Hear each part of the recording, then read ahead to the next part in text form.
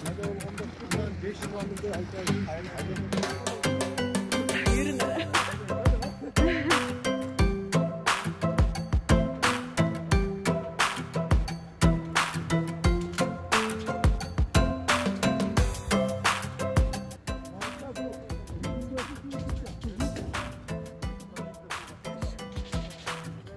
mı köprü kurulgandan beri Arisker arası bildiremiz.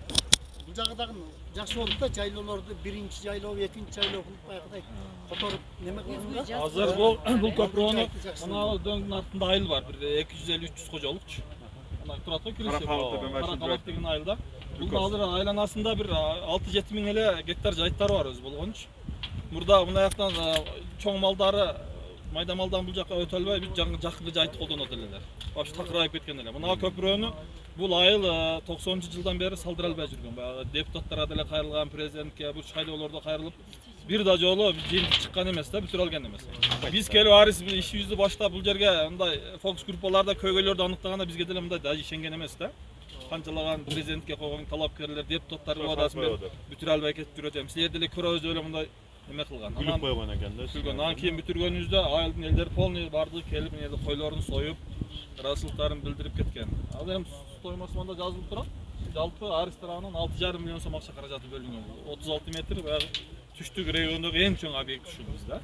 Эң чоң. Бул жакта азыр 22 миң гектар жер бар. Чөбү баягы көдөө чөп дейт, күчтүү чөп. Анан суу маселеси июль-август айлары барганда проблема болуп калат. Biz ошондон чечкенбиз. 10 километрге суу тартып түшкөнбүз. Водопой. 5 жерге мал суу иче турган лотокторду койгонбуз. 5 жерге 2 километрден аралыгын. Анан ошол жерлерде ар биринен питой баягы чабандар, жайлоого чыккан тургундар исе турган сууларды чыгарып бергенбиз. Аден ошонун жанынан суудун башы өзү таза суу келет да. Жерге орнотот, суу бар. Анан биз Арис жакшы жаңы иш баштаган убакта мына киши айтып атат 2018-жылы 600 миң депчи. Biz жаңы биринчи келгенде бул жерде налогу бюджети бир 450 миң ушундай эле болгон да. Биз айылдарга барып киришүү чогулуштарына өтүп, фокус топторду өтүп, жазуу чогулуштарды өткөндө биз полный проекттин аткарылышы боюнча кандай жолдор аткарабыз, элден кандай салым болуш керек, ушуларды түшүндүрүп бергенден кийин баягы элдердин өзүнө да кызыгуу болгон. Значит биз жайыт комитетке налогторду толук төксөк, булар выплатылып төп бизге көпүрөлөрдү техникаларды курат деп, ошонун негизинен дагы баягы налогтун немеси көтөрүлүп кеткен ошол да. Эл дагы ошону биздин чогулуш бюджеттин көбөйүшүнө, чогулушуна биздин дагы таасирибиз чоң деп айтам да. Результатты көздөрүнө көргөзүп, мындай жакшы иштер болду. Азыр кийинки 2-3 жылдарга барганда айылдарда уже жайыт комитеттин мүчөлөрүнүн адамдар өздөрү активный балдарды шайлап, иштей турган балдар шайлап, өздөрү аларга жардам берип, ар бир айылда чогултушуп жардам берип алып келип, чын дилден разы болуп, жанагы немени налогду бергенде. Анан талаптан күчөйткөн. Пул бергенден кийин уже бул кишилерди отургузбай калды. Бизге көпүрө салып бересиң, биз мынча акча бердик эле, эмне үчүн жолубузду сүрүп өдүң? Отдачасын сурайт да бергенден кийин. Ооба, ошондой нерселер болуп атат бизде. Булар ремонт кылышат буга. Ремонтка карап, покраска кылышып, мына жери сынган болсо, сварка кылып, шуну жылыга бир 2 жылда бир ремонт кылып тура турган болсо, мына 100 кармай берет. Ооба. Маңдайыбызда Ленин пик чокусу. Да ушул жакта жогоруда айтылып кеткендей, малга ыңгайлуу жайлоолор бар экен. Мына бул суу көп жылдар бою жергиликтүү тургундардын мындай алыскы жайлоого чыгуусуна тоскоолдук жаратып келген. Айрыкча суу тоскоолдук демекчи, жазында суу кирген кезде бул жерде майда мал эмес, бодо малдардын да өтүүсү кыйын болуп калат да. Ошондуктан мындайдай чоң көпүрө курулуптур. Малы дагы, башкасы дагы өтүп, кеңири жайлоолоп келишет.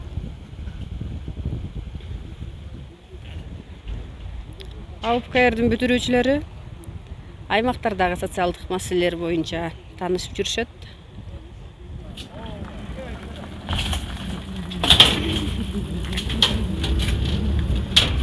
Жайлоого жөнөшкөн окшойт.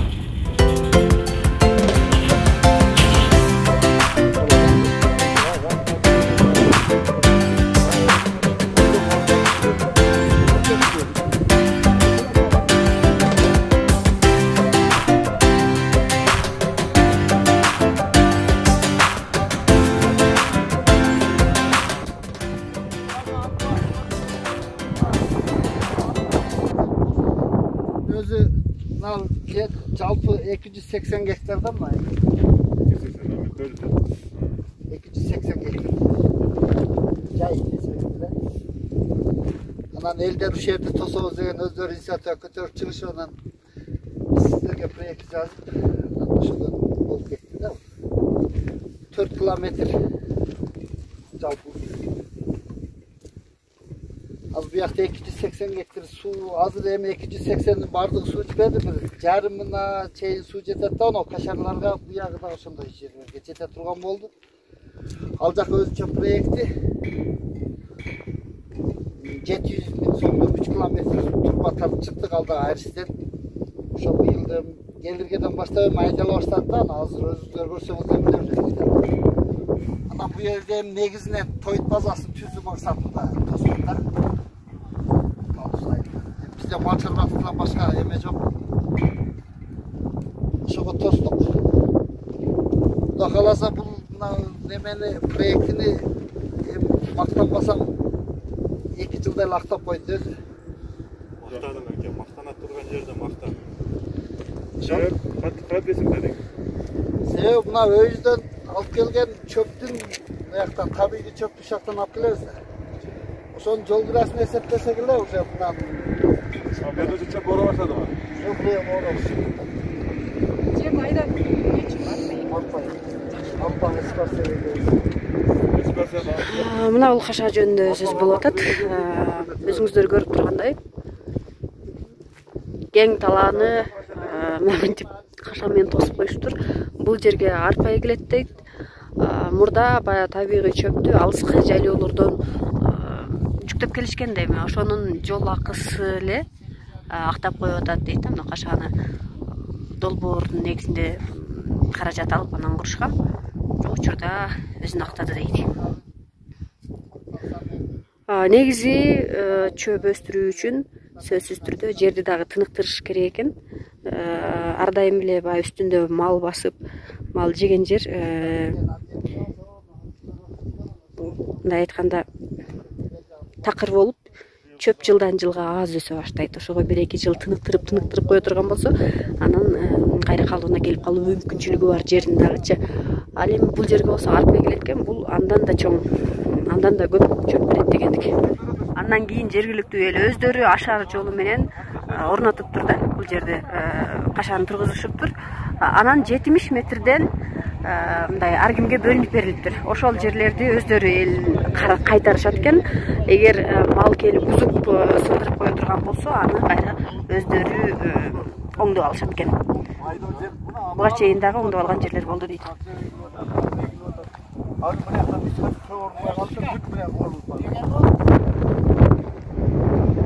Алай районунун Аристин жардамы менен алган техникалар экен.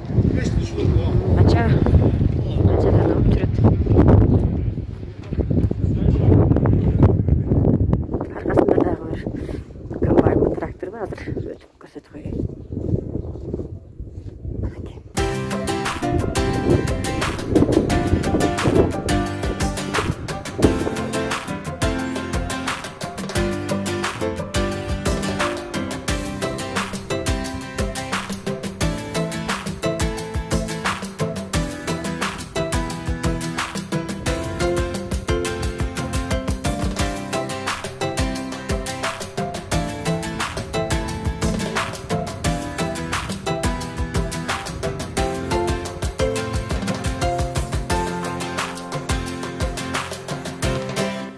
Bizde mal çarpasının jana rынок өнүктүрүү 2 долбоордо аталган долбоор бар.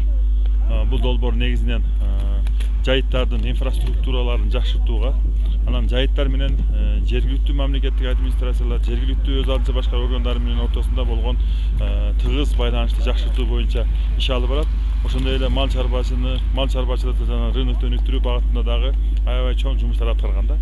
Анан бул негизинен бүгүнкү ушул иш-чарага катышып аткан негизги катышуучулар булар айыл өкмөтүндө иштеген, мамлекеттик кызматкарда иштеген, анан жаш, баягы президенттин алдындагы башкаруу академиясын бүткөн мындай кыздар топтолду. мен айтам, бул жакшы болду. Себеби дегенде булар келечекте мамлекеттик башкаруу системасында иштеген мезгилде бул жерден көргөндөрүн аябай пайдаланса болот да. Анан бизде чоң алай зонасына уюштурганын себеби бул жактарда шарт бир жагынан оор деп, анан бул жерде жумуштар кандай жүрүп атат деген ойдо болуп жүргөндө көбүчө. Анан биз жерден алып келдик. Оказывается, биздин бүгүнкү күндө Кыргызстанда ушундай шарты оор алай чоң алай зонасында дагы бирок бул долбоорлор өтө сапаттуу аткарылгандыгы боло тургандыгын, бул жерде дагы ошол качественный сапаттуу объектилерди курса боло тургандыгын, бул жерде дагы ушундай объекттерди кура турган, ушуларды уюштура турган, элди соц мобилизация кыла турган айыл өкмөттөр, мамлекеттик кызматкерлер, айыл ичиндеги лидерлер, аялдар, жаштар бар экендигин көрсөтөм деген оюм бар эле. Мен ойлойм, максатыма жетип атам. Себеби дегенде бардык айыл өкмөттөргө барганда, жайыт комитеттерге барганда, бардык объектке барганда булар өздөрү ошо негизинен ошо айыл өкмөттөр менен, жайыт комитеттер менен, лидерлер менен өздөрү сүйлөшүп, өздөрү ынанышты да. Анан негизинен максат ушундай болуп атат. Биз бүгүнкү күндө аябай көп донорлор менен иш алып барып атабыз. Бирок бул донорлор менен бул убактылуу. Себеби дегенде биз келечекте биз өзүбүздүн ички донорлор тартышыбыз керек да. Булар ким? Булар бизде Кудайга шүгүр аябай жакшы бүгүнкү күндө ишин жүргүзгөн ишкерлерибиз бар. Аяк бияктан окуп келип, бүгүнкү күндө чет мамлекеттер менен иштеп аткан биздин жаштар бар. Алар дагы ушундай өзүнүн колунан келип, айылдарына келип, ушундай өзүнүн туулуп өскөн жерлерине келип, социалдык объектилерди, социалдык инфраструктураны ремонт кылып оңдогонго өтө чоң мүмкүнчүлүктөрү бар. Экинчиден биздин жергиликтүү бюджет, мамлекеттик бюджеттен бөлүнгөн акчаларды дагы сарамжалдуу, сапаттуу башкарып, ушундай бир долбоорлорду ишке ашырганга, элдердин көйгөйүн чечкенге мүмкүнчүлүк бар да. Ушуларды ар бир өзүнүн көзү менен көрсүн деп мындай алып келдик. Биздин бул тажрыйба алмашуу сапарыбызда биз Чоң Алай районундагы бир нече социалдык объектилер, жайыт комитетинин аткарып аткан иштери, ушул Арис уюмунун жергиликтүү айылды өнүктүрүү боюнча бир канча долбоорлору менен таанышып чыктык. Мисалга ала турган болсок, ошол балчылыкты өнүктүрүү, ошондой эле жайыттарга чыгуучу көпүрөлөрдү салуу, дыйканчылыкты өнүктүрүү, дагы бир топ ушундай ишкерликти өнүктүргөн, элдин социалдык экономикасын, жашоо турмушун өнүктүргөн пайдалуу долбоорлору менен таанышып чыктык. Биздин башкаруу академиясынын бүтүрүүчүлөрү булар ар тармакта иштеген, жергиликтүү өз алдынча башкаруу органдарында, мамлекеттик органдарда иштегендиктен биз тажрыйба алмашуу бул абдан пайдалуу болду. Себеби ушул тажрыйба алмашуудан улам бизде жаңы өнөктөштөр пайда болду. Ошолор менен сүйлөшүү аркылуу, алардын опытын пайдалануу аркылуу биз өзүбүз иштеп аткан жерлерде ушул долбоорлорду мындан ары ишке ашырсак болот. Ушул эле долбоорлорго өзүбүздүн демилгелерди жазсак болот. Кыргызстанда ушундай өнүктүрүү боюнча гранттар өтө көп келет да, чет өлкөлүк уюмдардан, эл аралык уюмдардан көп келет. Бирок ошону туура пайдаланган биздин өзүбүздүн адамдар, ишкерлер көп эмес да. Анын үчүн аларды окутуш керек. Бүгүнкү биз алып аткан ушул примерлерден биз сабак алсак болот да, алардан тажрыйба бөлүшсөк болот. Көпчүлүк ошол грант алып алып, аны жазган долбоордун аягына чыкпай калгандар бар, банкрот болуп калгандар бар. Бирок ошону туура пайдаланып, үйрөнүп, ишке ашыргандар көп экен да. Ошон үчүн биз көбүрөөк окуп, тажрыйба алмашуубуз керек экен. Ошондо келген гранттарды туура пайдаланганга, туура жака иштеткенге, андан ары өнүктүрүп өз алдыбызча иштетип кеткенге шарттар түзүлөт экен да. Ошо.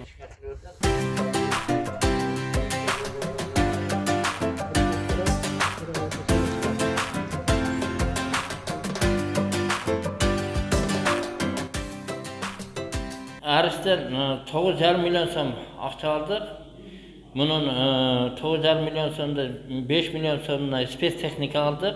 Спецтехника менен 25 жыл, 30 жылдан бери оңдолбогон жолдорду оңдоп атабыз. Ушунгө чейин бүтө элекпиз. Жылда оңдойбуз. Оңдолгон жайлардын жолдорун оңдойбуз.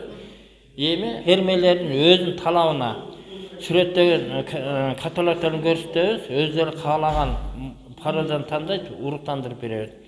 Биз жаңыдан башталганда жасалма уруктандырууна элдер түшүндүрүү иштери кыйын болгон. Биз мал базарларга алынган торпокторду жүктөп барып алып, визиткалар таратып, мына ушундай торпоктордон алсаңар, ушундай местный эле уйлар туй берет.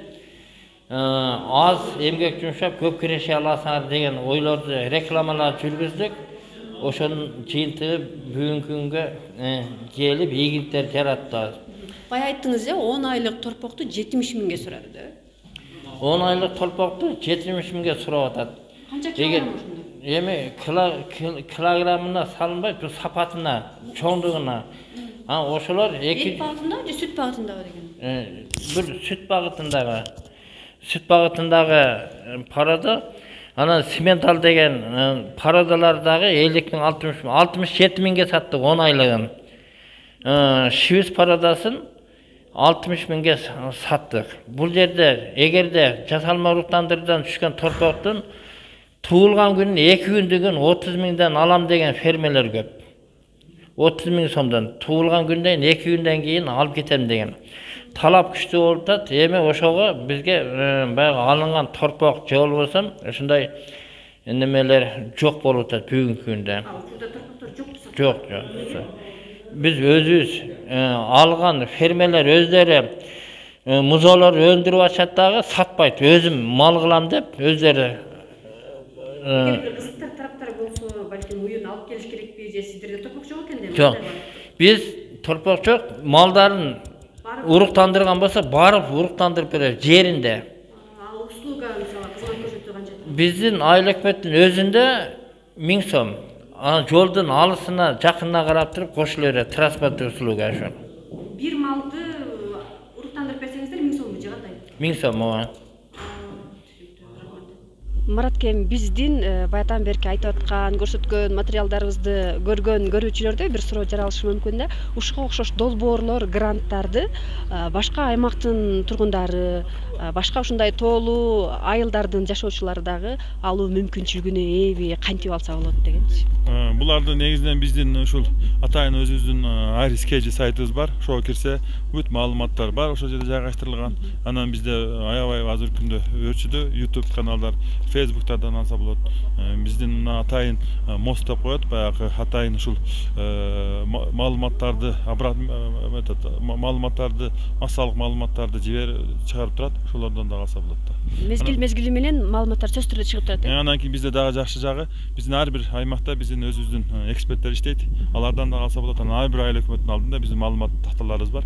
Алардан да окуп алса болот. Негизгиси Кыргызстан боюнча бардык аймактарда барсыздар. Бардык аймактарда барбыз. 100% аймактарда бүгүнкү күндө иштеп атабыз, барбыз. Социалдык маселелерди чечүү негизги багыт же бул жерде мындай бар да, долбоорлор Айрис бир эле долбоор менен иштебейт ал. 7-8 долбоор менен иштейт. Алында ар түрдүү болуп бөлүнөт. Кээ бир долбоорлорубузда жалаң гана социалдык маселелер боюнча иштейт. Кээ бир долбоорлорубуз экономикалык, баягы таза суу, жол, көпүрө дегендей.